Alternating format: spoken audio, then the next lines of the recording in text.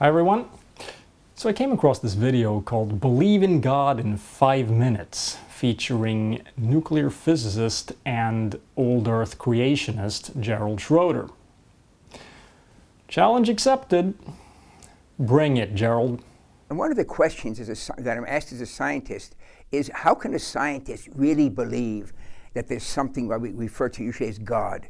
You know, is this metaphysical whatever acting in the world or producing the world?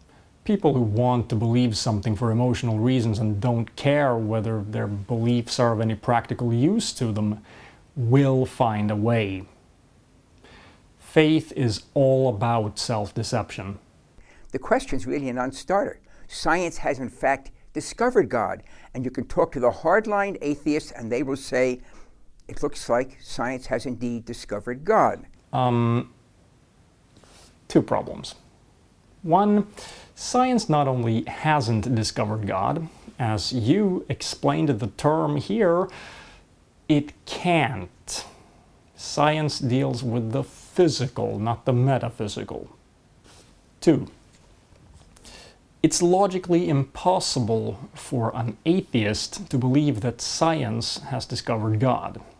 Science can only discover God if God exists. So if you believe that science has discovered God, you believe that God exists. And that makes you, by definition, a theist. It's a diagram that shows the development of the universe from the creation over time. It's a timeline. Careful now. Creation is a bit of a loaded term in this context, don't you think? We see here, most amazingly, that on the extreme left edge, it shows a beginning to the universe. Is that why it had to be added in editing? Now go back less than 50 years. If I were teaching that at Tech, a person could lose tenure saying that there was a creation of the universe. It sounds like it's Bible. Because less than 50 years ago, the overwhelming scientific opinion was the universe is eternal.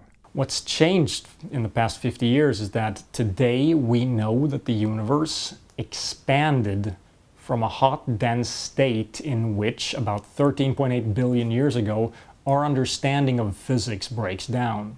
We don't know what came before that. It appears that we can't know what came before that. And in fact, we don't even know if there was such a thing as before that. Maybe there was, maybe there wasn't.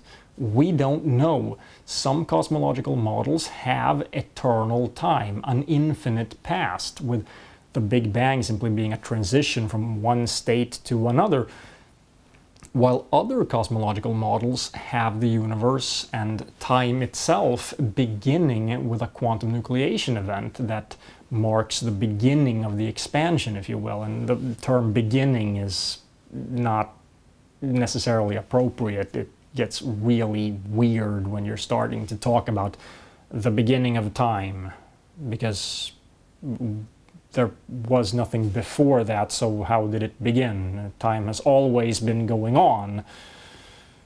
It gets really weird. The terminology becomes very weird. But anyway, in those cosmological models, and I think that's what you are talking about here, the universe comes about spontaneously from no prior state.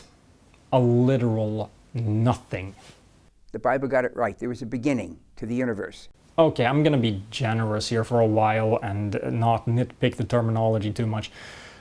The universe as we know it can be said to have a beginning.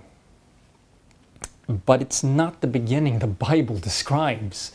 We're talking about the universe expanding out of a hot, dense state in which our understanding of physics breaks down. Whereas the Bible describes a universe consisting of nothing but the earth, which is a flat disk suspended in water, covered by a dome, a solid dome called the firmament or heaven, and that's literally all there is in the entire universe. The stars, for example, they're just dots within the firmament. In modern terms, they're inside our atmosphere. And that universe was created when an invisible wizard started casting a bunch of incantation spells, like let there be light, and so on.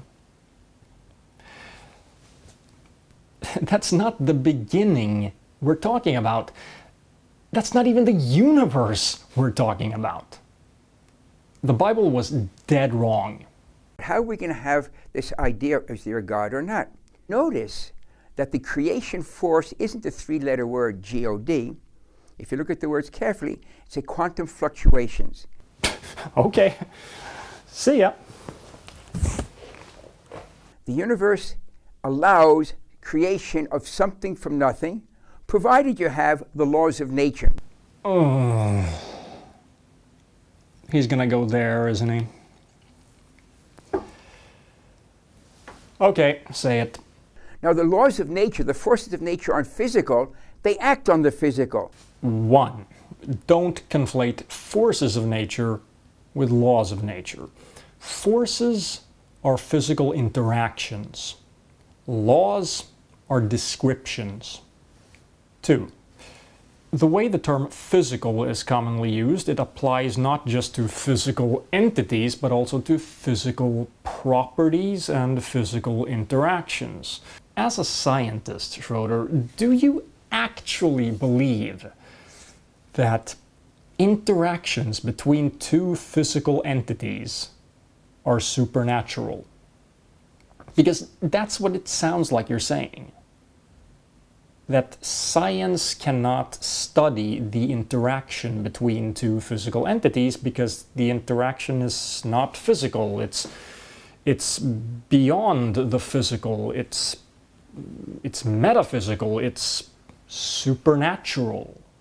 That's what it sounds like you're saying. And as a scientist, you're studying interactions using science all the time. Are you this bad at communicating? Or are you scientifically illiterate?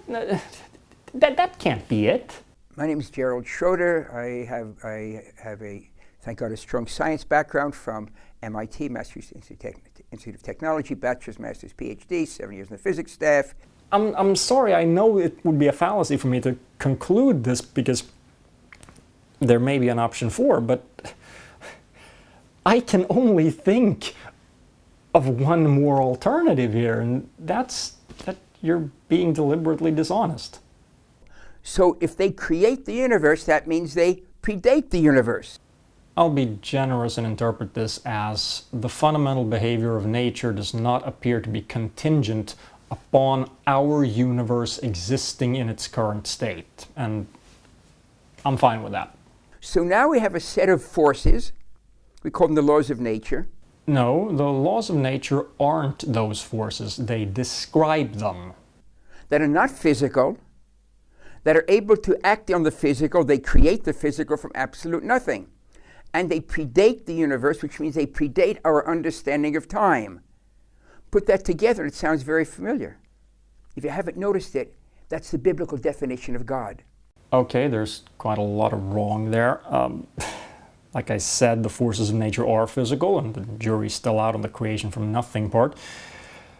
However, even if I granted you everything on that list, before you can say it sounds like the God of the Bible or matches the definition of the God of the Bible, don't you think there's something missing that's pretty damn important?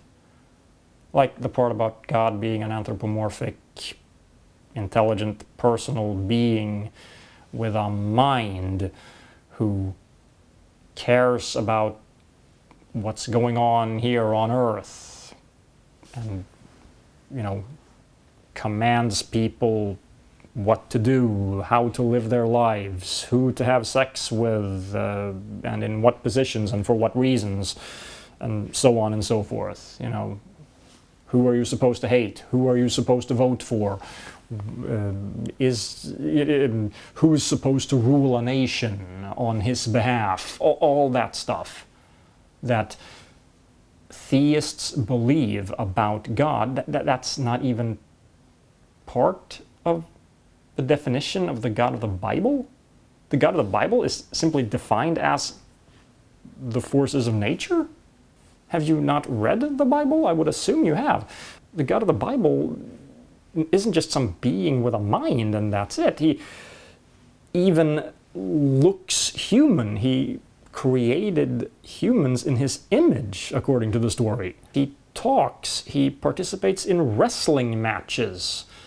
I'm sure you'd say that's all metaphor, but come on, if it doesn't even have a mind, you can't say it's the God of the Bible. I don't even understand how you can say it's a God, period. Science has indeed discovered the biblical God. Well, we just need one part left. Crucial, that which created the universe is also active in the universe itself. The very fact that you're watching this now pretty much establishes that point. Yes, the forces of nature are at work in nature. That's why we call them the forces of nature. Now, if they weren't, and I was still watching this, then you might have a starting point for building a case for your invisible wizard. As it stands, you don't even have that. So, did this video make me believe in God in 5 minutes? No. No, it did not. See ya.